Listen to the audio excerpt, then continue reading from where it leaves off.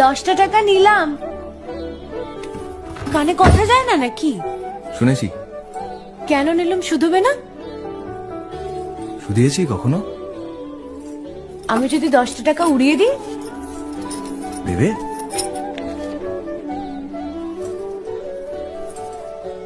আমি তবে যাই। আমরা থিয়েটার দেখতে যাচ্ছি। তুমি কি শুনলে আমি কি বললাম? বড় জ্বালাচ্ছ ললিতা।